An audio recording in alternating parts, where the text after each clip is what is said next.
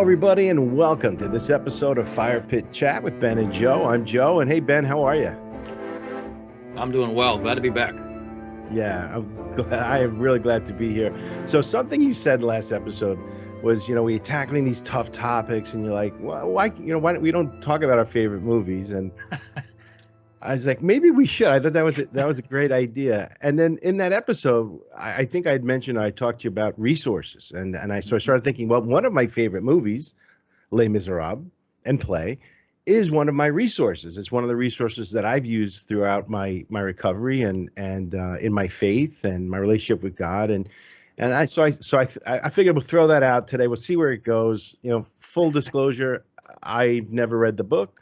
But I've been to the Broadway show 6 times. I've watched the Hugh Jackman movie about 9 times or so, including preparing for this. So it's something that I've been actually first listened to the soundtrack when I was around 18 years old. So that's a few years ago, probably about 34 years ago. So I've this has been a soundtrack of my life. And I know we have soundtracks to our lives, but this has been one of them for me. And I think it was introducing me to faith, and my relation to it has changed over the years as I've gotten older and my faith has deepened. And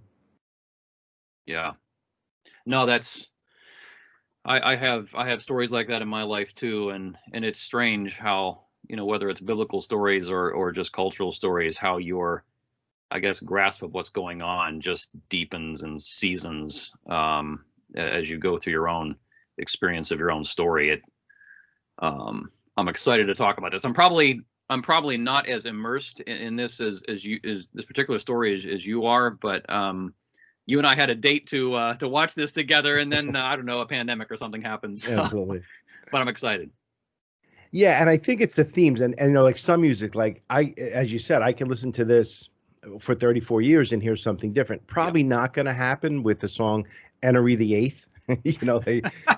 So there's different music or different art that may speak to us, and may evoke that. And I think that's what puts this in this separate category. The other piece of business I wanted to, so the book I think is 900 pages. The movie's 2 hours and 40 minutes. It's full of things. I could have easily, you would have probably hung up on me. I could probably do 4 hours if I did the whole story, but we're not going to do the whole story. We're going to focus in on Valjean, Jean Valjean.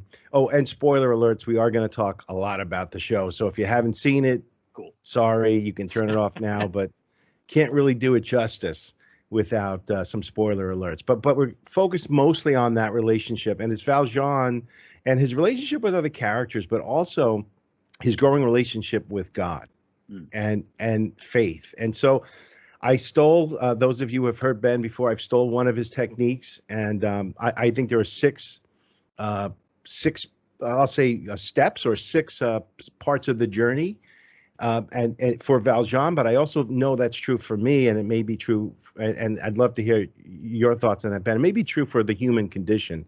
So I'm doing it off the letter R because this is one of my resources.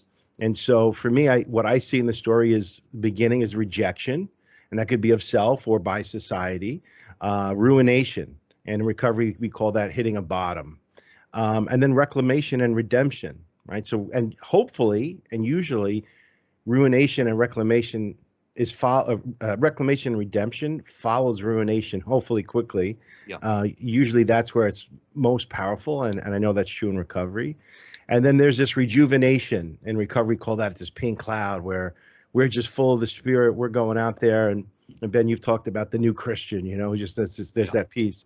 And then there's this long period, hopefully, of respect and reverence for God. These experiences, these things happen that bring us back to our redemption, and how serious are we about redemption? And then finally, the rejoicing. So I hopefully you're not upset that I stole those.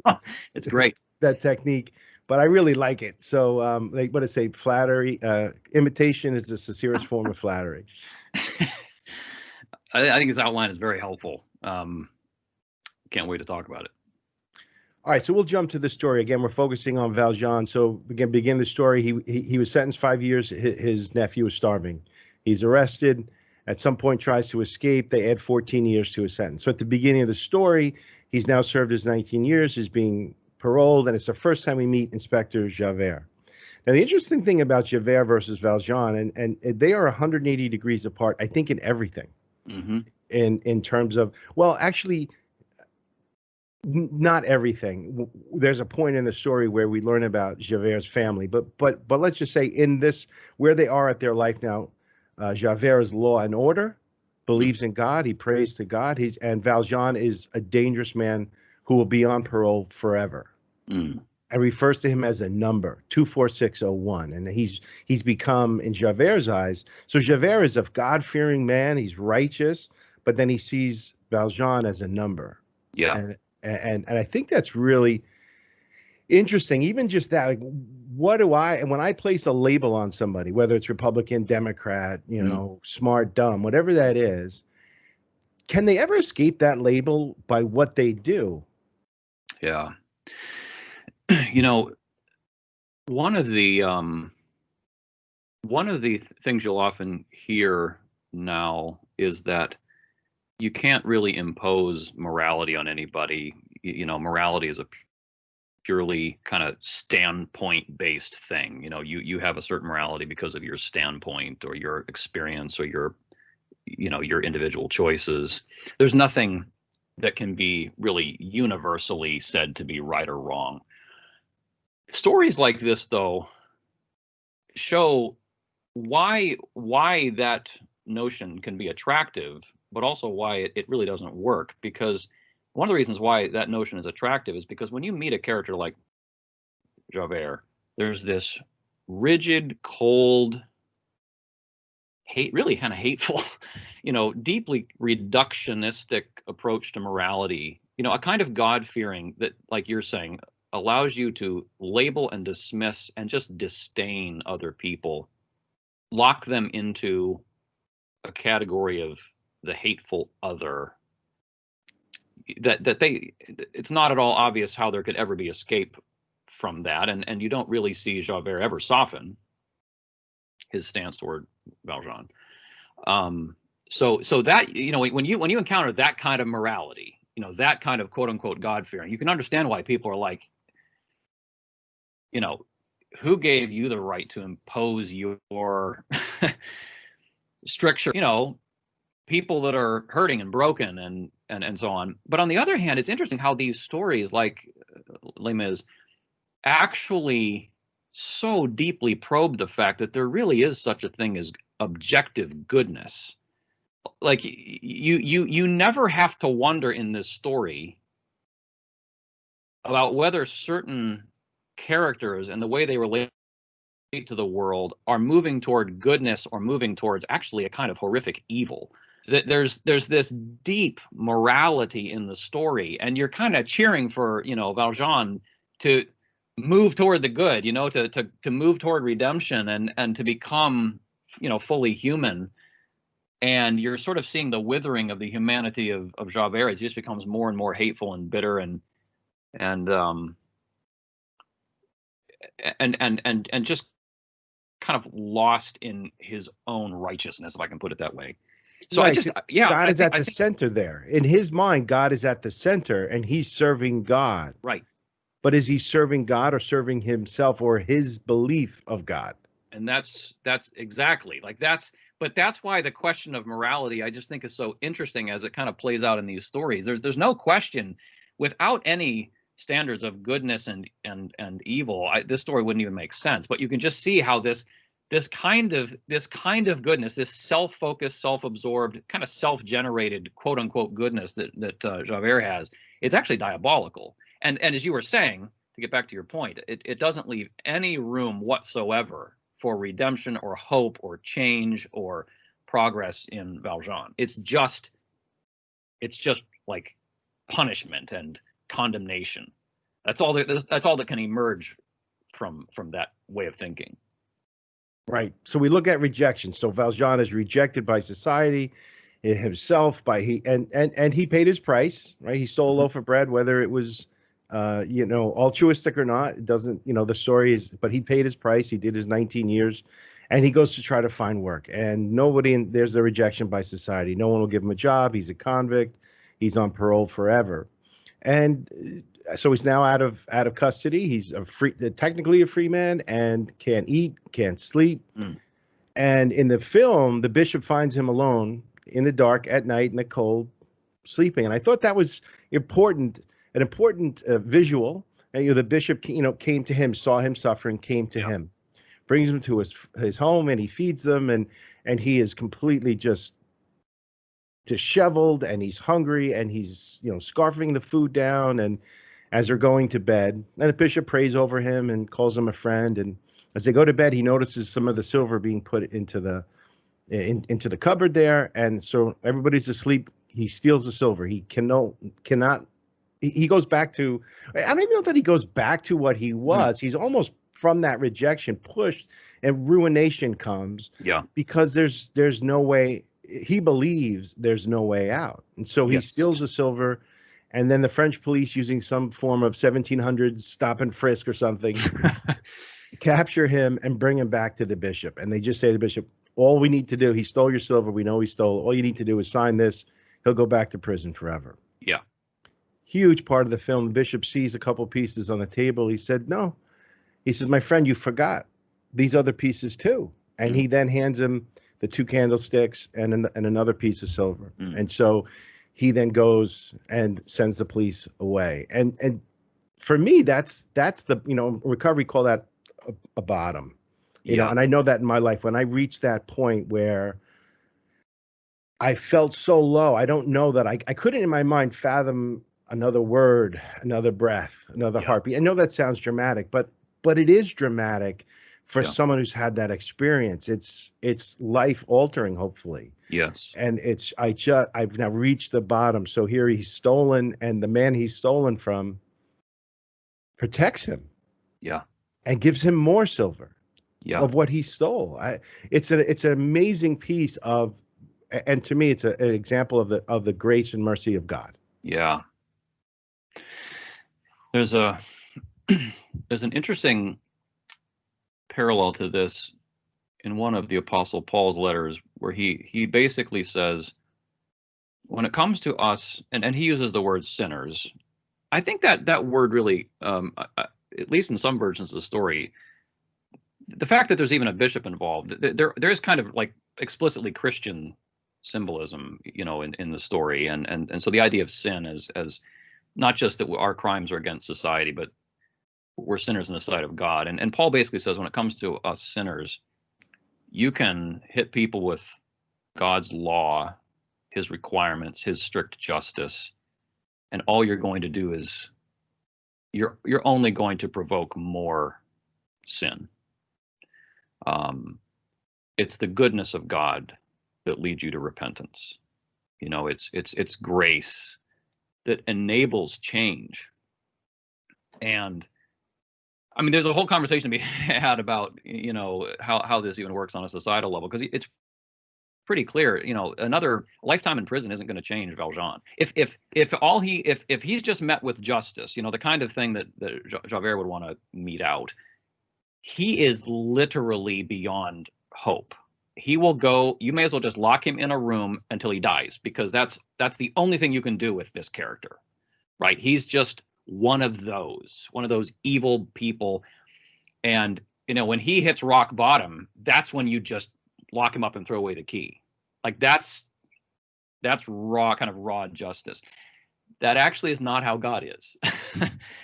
And you just see this explosion of light and generosity and mercy in the bishop's character there.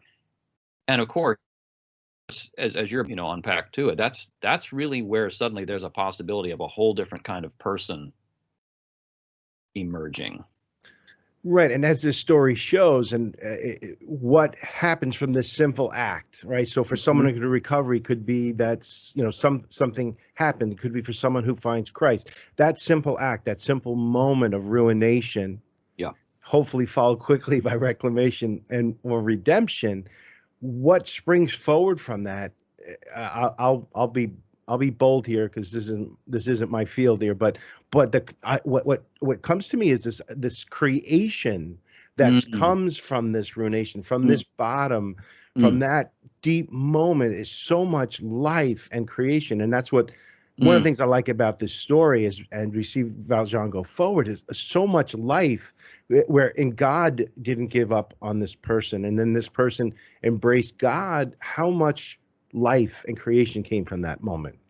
Right. Well, it's not that I think very beautifully explains why, in the Bible you have our encounter with God's grace described as a new birth, Mm. like quite literally being born. I know this phrase, unfortunately, now kind of has weird cultural connotations, but the phrase "born again," Jesus actually uses that language, and it's just what you're saying. It's almost as if my life has begun afresh. I'm interested if you would just comment though on something. So grace can come to you. The bishop, represents grace and generosity, mercy. How important is it for Valjean to know that he's ruined and that in himself he's helpless and that he needs this grace? Yeah, I think so. I thought, that's a good question. I think in the beginning he didn't know, Mm, and I think that moment, and then he has a soliloquy, and I have some of the quotes in there. Um, in the soliloquy, I think is that bargaining, that redemption piece. So the mm, bishop offered reclamation, and in the film he says, "By the witness of the martyrs, by the passion and the blood, God has raised you out of darkness. I have saved your soul for God." So the mhm, bishop says, "I've saved your soul for mhm. God," and then I think Valjean then goes through this piece of like, "Oh man, do I really want what's going on?" Yes. And it's so powerful in the movie. I think Hugh Jackman does a great job in there. But some of the things he says, in the song is, "Why did I allow this man to touch my soul and teach me love?" Mm, It's so important there that he was mm, taught love. I mean, and to me, that was, my experience. And I think this is where we start talking about God, where we start talking about Christ. He says, "He treated me like any other. He gave me his trust. He calls me brother. mm. My life he claims for God above. Can such things be? For I'd come to hate the world, this world that always hated me." So that was that transition, that Yes. ruination. Now it's redemption. My life is claimed for God. And then he Yes. says, he told me I have a soul. How does he know? What spirit comes to move my life? Is there another way to go? Hmm. And he says, I am reaching, but I fall. And the night is closing in. And I stare into the void, to the whirlpool of my sin. I'll escape now from the world of Jean Valjean. Mm. Jean Valjean is nothing now. And so to me, that's the redemption Yes. piece where he now knows and accepts. Yes. I think that he, because he talks about the spirit. We've been talking a lot. You've been fantastic series on from Romans about living in the flesh or living in the spirit. And so this is the beginning, I think, of him transitioning from flesh to spirit, which is Mhm, also in recovery. When we look at mhm. the first step says are powerless over whatever the addiction is, Yeah. which is I have to realize that my flesh is completely broken in the first Yeah. step. And then the second and third step brings me to the spirit, right? That I'm insane and Yeah. only God can help me, and then ask him to help me. So I don't know if I answered your question No, as that's much. great. Sorry, no, I didn't want to interrupt you. I love this. So to me, it's that is the piece. That is how we know it's redemption. And I think that whether it's recovery or somebody finally, or I won't say finally, but believes or has found God or Christ in their life, there is that experience. And it may Mhm, not be as dramatic, but there mhm. is a point, that was pre this, and Yeah. then the rest of my life post that. Yes. Yes, and it's this is one of the places where I think you can see that God's grace really does two things. One is kind of outside of us, and you could even say apart from us. He settles our debt, right? He pays our debt. That's as Christians, we talk about the cross as the place where Jesus paid our debt. He took our curse on himself. And so that's outside of us. That is a grace that has made, it's the act of the bishop, if you will. But then there's this kind of second thing that God does, because he could pay our debt and still, in a certain sense, we would not be we would not be rescued, we would not be delivered from our ruination until we have faith. And God, but one of the beautiful things about God's tremendous gracious working in us is that he gives us the gift of faith to be able to believe it, to be able to say, okay, it's true. My debt is paid. And it's interesting, some of the older Christian writers would speak about faith as the seed of all other virtues. I mean, there's really no change without that initial encounter with God's objective grace, the grace that did something that I couldn't do, did something outside of me. Jesus did the work. I didn't participate in that at all. But then inside, within me, there's that moment of, it's true. It's true. And you see that with Valjean, and that really, that sort of initial threshold of coming, and you can hear him wrestling in these lyrics with, almost that there's one place where somebody meets Jesus in the Gospels and he says, Lord, I believe, but help my unbelief. Right. And you kind of feel that in Valjean, like, it's almost too good to be true, Absolutely, and if we think of from that ruination point, and I think that's like the accelerant, or when you think of a rocket exploding, I think it's that accelerant when God touches you at that point of ruination and offers you redemption and offers reclamation in whatever form. It's a spark. It's powerful, and I think there does come with that consternation, that back and forth. Yes. Oh, I got to give up this old life, or these old beliefs, or this old faith, Mm. without seeing that those beliefs brought me to the ruination. Right. And the only way out of that is through another way. And he says, is there another way to go? Yes. And at the end of the soliloquy, he says, Jean Valjean is nothing now, which to me says, I've got to let go of all these notions because me in charge got me here to ruination. Mm. And if there is another way to go, I have to, in a sense, die to the flesh, or die to that self that Yes. that made all these things, and open up myself to another way to go. Including surrendering my sovereignty on the issue of whether I can be forgiven. See, we tend to think, and rightly so, that we talked about this last time, that delusion of sovereignty, right? That's kind of at the heart of sin. It's at the heart of what leads us to ruination. But that sovereignty isn't just choosing to do what I want to do. It's also that part of me that says I can't be forgiven. I'm hopeless. And that kind of like that internal sense of sovereignty can drive you to rebellion against God. It can also drive you to despair, where you not only push away God's law, you push away his grace. And there's that kind of surrender to be able to say, God says I'm forgiven. That seems insane. That seems impossible. Me, Right. this wreck Right. of a life, God loves this. You must be joking. And yet that too is a moment where we have to surrender sovereignty and say, no, God has said, Christ for me, it's enough. Yeah, and I think that's such an important part of the reclamation or redemption, and so that lays the groundwork, the groundwork, or the foundation as you move into rejuvenation. And rejuvenation, I think, is important. And like I said, you've shared about that new Christian, or that somebody who's new to sobriety or recovery or new to Christ wants to tell everybody about it, tell everybody about it. And I think that's important, because that's almost, I almost think of like Bambi trying to get up on their legs, when they're first born. And I think that's so important, because it builds that foundation. It builds that foundation into something greater. And you've talked about recently about how Jesus was a carpenter, right? And so that he was working and building that foundation of faith. And I don't want to go out too far on a limb. Again, that's more your. I don't want to say anything wrong there, but what I got from it was that there was this rejuvenation piece. And in Valjean, he takes the silver, starts to rebuild his life, and it's a life by himself. But he, as the story goes, became mayor of the town. He owned a factory. He employed many people, had a good standing within the town, and that rejuvenation, I think, was important. It not only did he now have, he was cleaned and healthy and all those other things from all those years, but he also probably knew it came from God. But I think it was more. This is a time where we reap and sow, and things are just happening.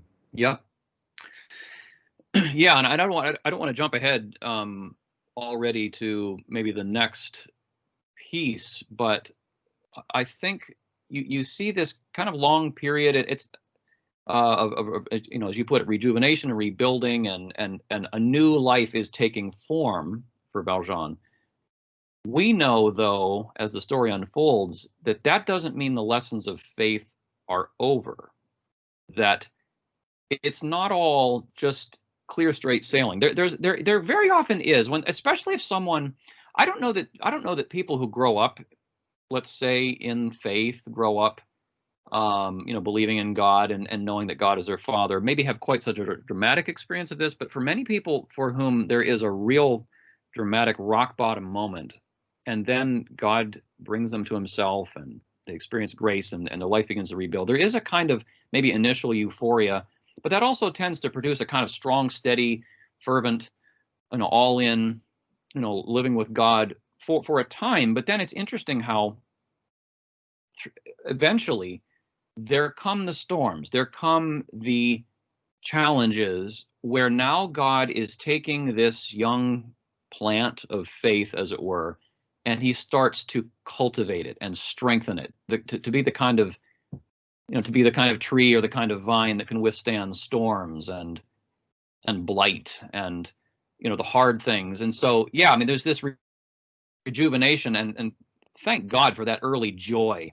But I also want to tell people often, like, don't be discouraged if there come points when all of a sudden things start to get hard again, as they do for Valjean. That doesn't mean that that's not a bad thing. You know, that's just God working on working on our faith.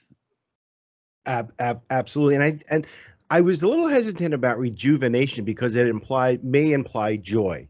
Yeah, yeah, I think to what you said, it's more, it's just, it could be joyful. It could be without major problems. It mhm, could be that I'm just trying on this new coat, or I'm just yes, getting on my feet, or I'm just learning how to throw a baseball, or, but if I want to, you know, at some point, right, the bill's going to come due. And for Valjean, he gave up his name. Jean Valjean is yeah, nothing now. And that was part of that. But now this is the part of the story where he now has to reclaim yes, his name, because God, I don't believe God wanted him to just become this other person, right? mm, So there was this part for him to grow in his faith, to grow, get strength, rejuvenate. mhm, But at some point he has to come back, and there's more works to be done, a lot yes, more works to be done. And the interesting thing about Valjean is many of those works are done without personal glory. mhm, He does yes, many things in secret, or yes, where, and maybe it's not in secret. Maybe he does that through his faith, mhm, right? Because throughout the movie, there's always pictures. You'll see pictures of the crucifix. You'll see the mhm, silver. They prominently in the cinematography will show that many times him praying. He's always praying with the cross and with the silver. So he has that respect and reverence yeah, for God. And that's really important, though. And in this part of the scene, he confronts Javert and said, because at this point, Javert now, so Valjean has got this great rejuvenation mm, going on. He's become mayor. He's, you know, these things. Javert is seething, right? yes, A dangerous man escaped parole. God would not want this fugitive. yeah, And he just, so where there's, and it almost feels like Javert and Valjean are on this spectrum, started on either side. mm, And as Valjean goes through the left side, Javert is going from the bottom up, and he ends with ruination. yes, And yes, so I think this is where they begin to sort of, you know, pass each other. So yes, Valjean's doing well, but he needs to come back and reclaim and I guess speak the works and mhm, live the works in a different way. And perhaps what the bishop didn't see or thought he would see, when he saved his soul for God, yeah. now is the time for that to start happening. Yeah, this yeah, it's just so interesting to think about, you know, Valjean's experience as a kind of pattern, maybe for experience more generally. You know, he clearly embraces his new life, and he, you know, he goes all in to this literal new identity, right? So he's now this mayor. He's not, the old life is totally put aside, and he embraces this new identity. But there does come this point when it's almost like now you have to go back and kind of deal with some of the quote unquote demons from that old identity, you know, relational stuff maybe that's still kind of out there, or the reckoning with Javert is the big obvious thing, or whatever, and he kind of has to embrace and work out not this new identity, but not in hiding, not Right. not by the elimination of his past life, but actually taking it head on. And I think there is a kind of maturing, a kind of going way deeper. I mean, it's easier to live in hiding, to just live in kind of a kind of obscurity, doing good works, but never really having to face Javert, and the past. Right. And so at this point in the movie, Javert knows him as the mayor, and they believe they found Valjean, who is an innocent man, and they're going to now sentence him. And so Valjean is, I think this is really the point, at least for the story, right? Next, we jumped ahead 10 years. But this is a point where he really has to come to grips because, on one hand, if they sentence this guy, he can now be free. He can be the mayor forever Yes. and live his life in comfort. And free is, I'm doing a little air quotes. How free is that? Right. Right. Exactly. And so another great song that he does, at some of the lyrics, if I speak, I am condemned, right? So he's gonna go to Mm-hmm. prison, is his belief. If I stay silent, I am damned. And he eventually, I believe, gets to this place where it's better to be condemned and deal Yeah. with that than stay silent and be damned, which is absolutely his relationship with God. It Yes. goes against. So he's actually choosing, I'd rather be condemned in this world Yes. than be damned by the Lord. Yes. Yeah, which is that's a remarkable quote unquote crisis of faith, where is the kingdom of God really, as Jesus put it, that pearl of great price for which you sell everything? Are you prepared to follow Christ, follow God, seek the smile of God, even if that means you go to the gallows? And tied up in that is, are you willing to love your neighbor when it costs you, because that's what honors God? You know, Right. would you sacrifice somebody else so you could continue to have a relatively comfortable life? These are just kind of the, if I can put it this way, the grown-up lessons of faith, where now there's got to be real skin in the game. Now there has to be kind of putting things on the altar, putting things on the line for God. And it's that's another dimension of this new life. Huge new dimension. Yeah, and at the beginning of the song, he's saying, "Well, I run a factory. People depend on me. What'll happen to Mm, them?" And and sure. I know that in myself. Many times I'm trying to rationalize a decision that I know is not the way I should go, Yes. and I'll rope in other people and other things for my self-importance at this. Yeah. And then he eventually, towards the end of the song, he says, "How can I ever face my fellow men? Mm, How can I ever face myself again?" mm, And this always kills me because this is really a part of my journey, and that I really love, and that I believe. And I've said this to myself many times in many different times, as a husband, as a parent, but so he says, "My soul belongs to God, I know. I made that bargain long ago. He gave me hope when hope was gone. He mm, gave me strength to journey on." mm, mm. And I have to remember, and what I love is my soul belongs to God, I know. I made that bargain long ago. Yes. And so I still have to honor that. Just because Yes. I made it, I've been 10 years is enough, or 20 years, or 15. Hmm.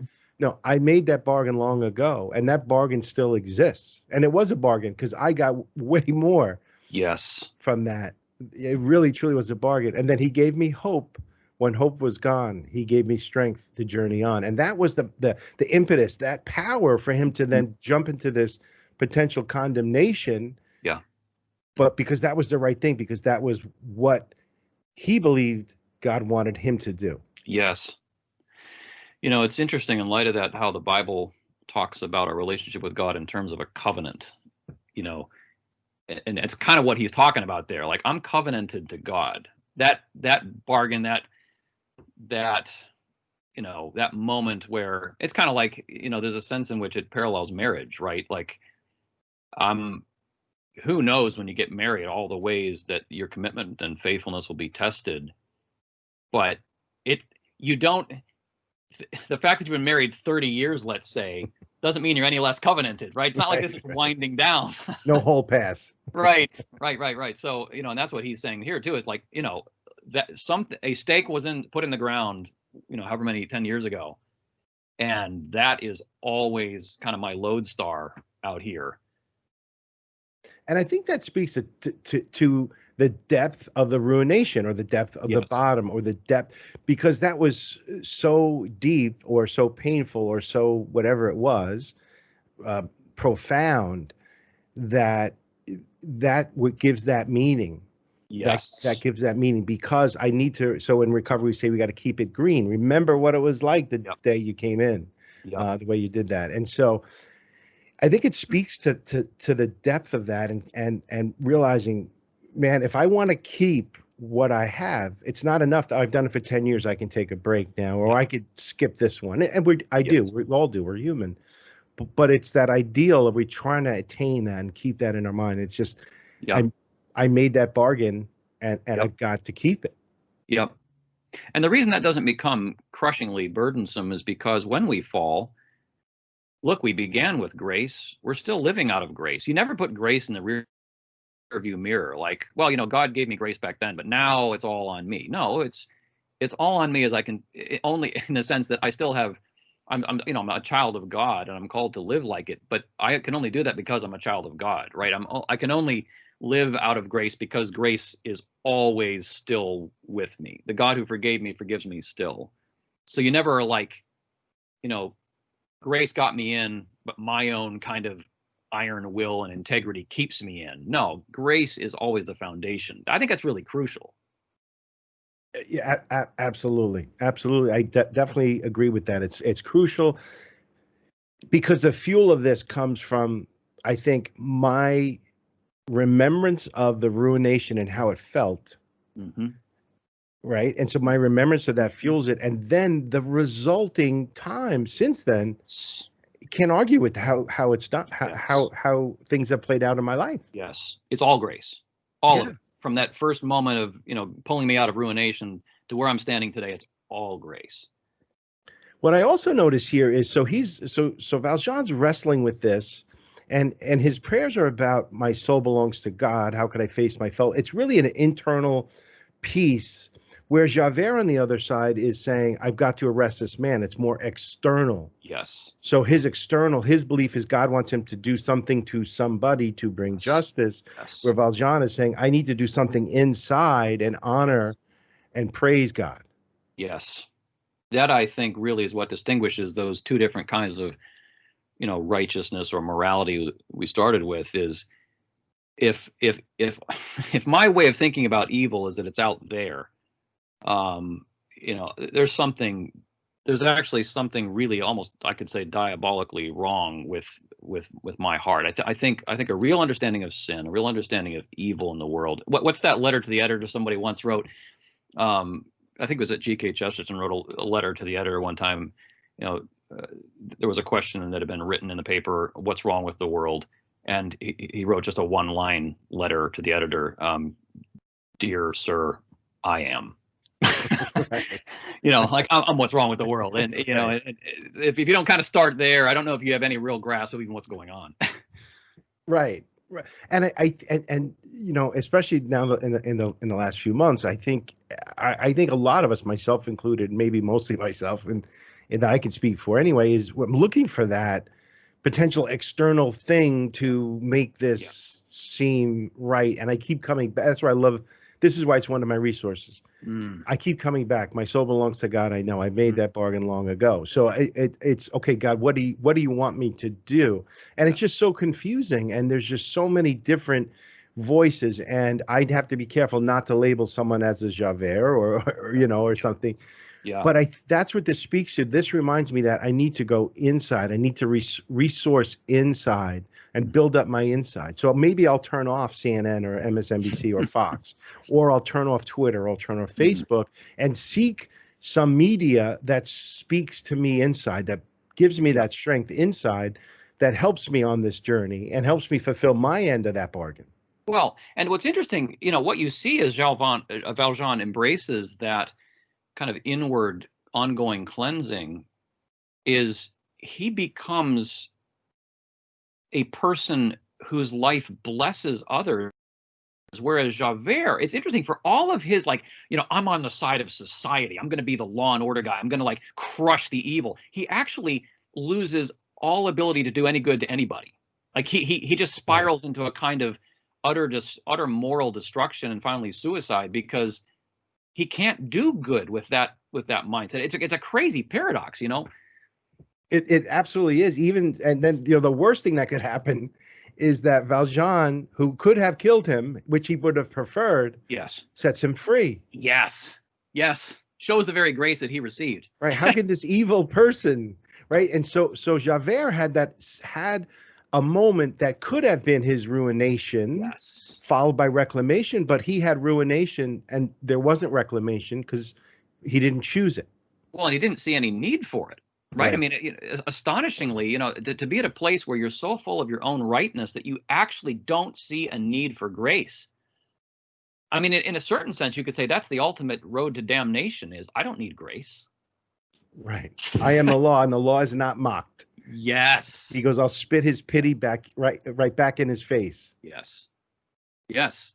And there you are. I mean, that's the crossroads where now you're on the road to destruction because it all begins with grace.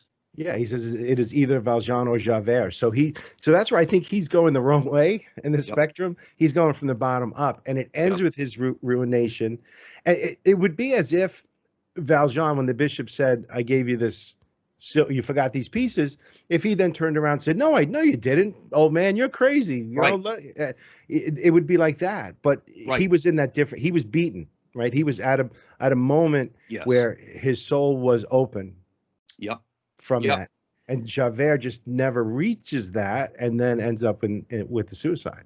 So, Martin Luther once wrote, "There is a despair that is near to grace." And this is one of the strange things about God's mercy to us. It does bring us to a place of really seeing how desperate we are. And that's a horrible thing. To stare into the abyss of your own ruination is not something I want to do. I just don't. I, Right.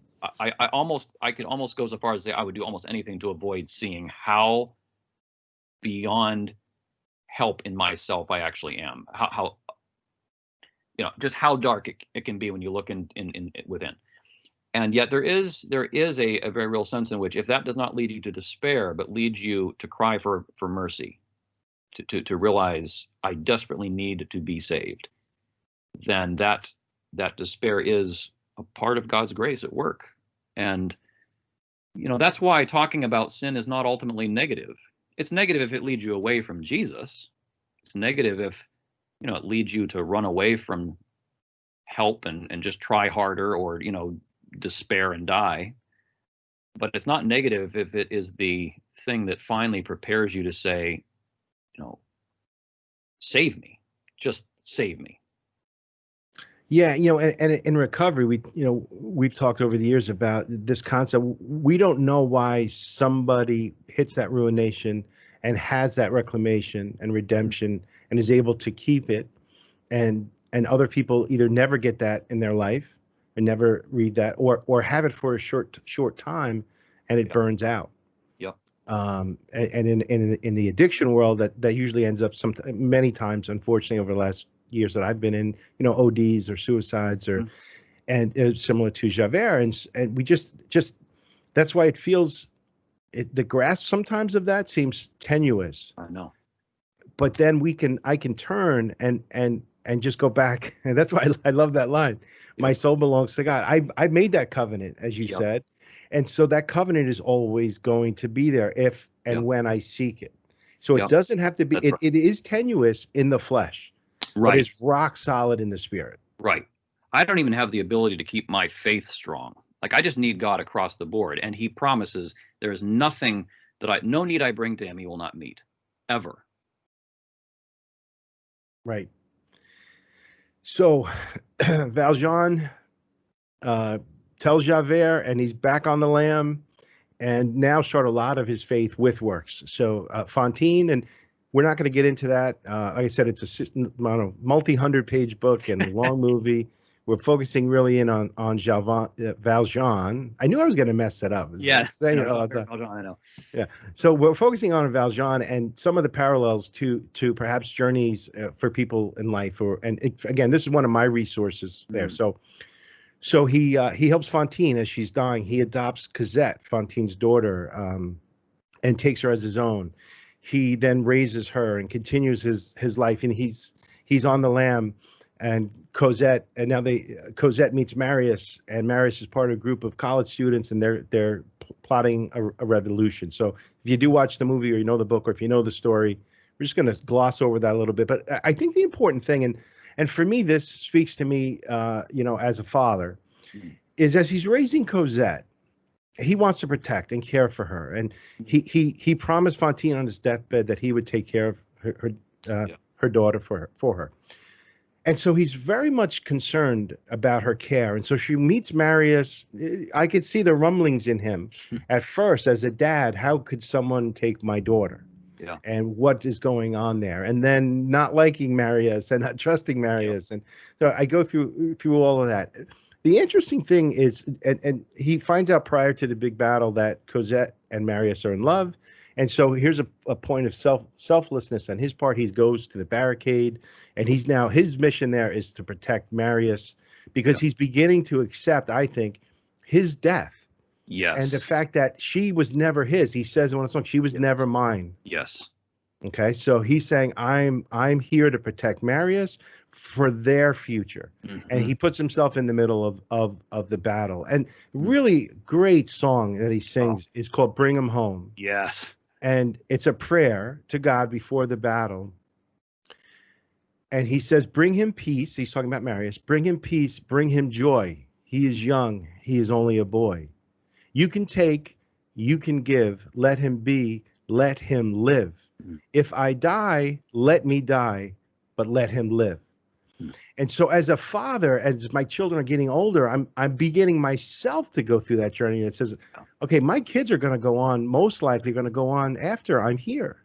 Yes. And beginning to see that, and now putting pieces in place behind the scenes Mm. for when he's gone. Hmm. Yeah, embracing your own mortality, and entrusting others to the grace that has kept you. I don't know, man. I think sometimes I find it easier to trust God's grace for me than I do for those I love. That's another lesson in Yeah. faith, isn't it? Yes. Yeah, because it's letting go of, so for so many years, especially when our children are little, right? We Yep. decide when they go to bed, what they Yep. eat, Yep. what they wear. And to a certain extent, there could be a conscious or subconscious belief that I have some control. And I do at one level. In the flesh, I do, Yeah. but in the spirit, I don't. Yeah. And so it's this idea that it's not just letting them go, but putting them into the hands of God, Yes. out Yes. of my hands. Right. So that I can then be a conduit, if you like, a kind of agent of grace to them. God will show them grace and kindness through me, but I don't need to be a kind of helicopter Javert figure in their life, right, to make sure they stay on the straight and narrow. There's a weird kind of Javert. His ghost revives in a weird way, sometimes in parenting. Um, Oh, absolutely. Yeah. And I think, and that's why I love all these different characters. I know we're focusing on Valjean, and we're talking a little bit about Javert and the Bishop, but my growth hasn't come from me patting myself on the back for where I'm like Valjean. yes, that's My right. growth has come when I say, man, I'm being Javert. Yes. That's the Oh yeah, growth. And that's why that character is yeah. so needed, I agree. because if I'm Javert, I'm going the wrong way up that Yep. list. Yep. I'm headed Absolutely. back towards ruination as Absolutely. opposed to rejoicing. Yep. And then you can never be the bishop to anyone else. So Exactly. Exactly right. So and I have had moments where I'm like, man, I'm Valjean, I'm Jean Valjean, and I have to laugh at myself because I'm more Javert in many situations than Valjean. But if Valjean's the ideal, from this character and from this story, obviously there's other Bible teaches different things, but I'm just saying, as using this story yeah, as a resource. yeah. And so throughout the story, Valjean, when he moved from that rejuvenation period to reverence, he did so many good things. And now we're getting towards the end of the movie. he's dying. He doesn't go to the wedding. So he lets Marius. So after the battle, he actually saved Marius's life. Mm. So he was so committed to that ideal, and God had orchestrated so he could be there, and he did. Many people died. The battle didn't go well for the college students, but he did save his life. And while he's Marius is recovering. Marius and Cosette are going to get married, and he decides that Valjean, in an act, it could be selflessness. I'm not sure about this, to be honest with you, but we'll give him the benefit of the doubt. It's selflessness. He's not going to go to the wedding. Yeah. He gives Marius this note, and then doesn't even tell Marius that he saved his life. Like, I don't know that I'd have that level of humility ever. Like, if I saved your life, Ben, I would tell you. You know, like I would. I hear you. I would tell your wife, your kids. I would. Yes. I would just. I would. I'd like to tell you I'd be better man than that, but I'm not. I'm not. I know. I'm with you. So it's only at the wedding. So and Marius agrees not to say anything to Cosette about the story. He writes his last confession, and they're now at the wedding, and Marius learns that it was Valjean who saved his life. So they go to see him, and now he's dying. He's beginning to die. And so I call that rejoicing. Think of rejoicing in the Lord. I mean, for those that are here, dying is very painful. I've had that experience. I'm sure we all have. Yeah. But my belief is that there's a rejoicing in heaven. And so I call that rejoicing, and it's another paradox there. But he finally lets Cosette know a little bit about it, and his last words in this in the story before he passes is a prayer: "Forgive me all my trespasses and take me to your glory." And it's really done well in the movie. Fantine comes back, and which Fantine and the bishop then are now singing to him as he's making that transition, and say, "Take my love, for love is everlasting. And remember, the truth that once was spoken, to love another person is to see the face of God." And so that's how it ends. And then in the rejoicing, you certainly see that in the crowd, and you see a lot of the characters who had passed. And it was filmed in bright light, and they were waving flags. And I think that it was just, that's the goal. I mean, that's what we probably, a human condition, right? We attain or to seek or reach that. Would you agree? Or Yes, absolutely. You know, it was said of Christians of old, they could die well. You know, there's just no fear. The grace that led you safe thus far will safely lead you home, as the hymn has it. You know, there's a sense for a Christian that death is a very small threshold into the presence of the God whose grace has just been bedrock all along and will be for eternity. And I think there is also, for many Christians, that sense at the end of life of being able to look back and see what God has done through you, not to your glory, but to his, you know, to just, there's a kind of looking back over God's gracious bringing forth of fruit. You know, and knowing that where there was faults and frailties and shortcomings and even, you know, horrible sins, that grace has covered those and even used those, you know, and it surely changes the deathbed. I'm not saying this is, you know, uniform, but right. That I think should be our goal as Christians, to die well, to die in peace. And you know, like we said, he had saved Marius's life, and he wasn't Christ-like. He was a man with fault. So I'm not saying that, but he, by the story, had lived a pretty good life. But even his last words are, "Forgive me all my trespasses." Yes. So there's a level of humility there, absolutely, that even with all these different things he's done, his last words, "Forgive me all my trespasses and take me to your glory." I think that's an ideal to which you're speaking, and that we want to shoot for. Yeah, and I had an aging Christian one time tell me, he said, "Ben, as you get older, you don't become less aware of what a sinner you are. You become more aware. You become more aware of how much you need Jesus." I wasn't sure if that was good news or bad news, but I think it really is good news. It's a way that God continues to work humility in us, and I think that's what you're describing. Yeah, to not forget, even if that's hearkening back to that bargain, right? Right. So for just, you know, I honored my bargain, but wherever I didn't, please forgive me for all my trespasses. Yes. And he will. That's the gospel. Right. But it's not that arrogance of, well, I had this bargain with God, I'm good. In another minute or two, I'm going to be over there rejoicing. It's, please forgive me, God, because I didn't, even as much as I tried, and I have this feeling a lot, as much as I've tried, God, I have failed. I have sinned.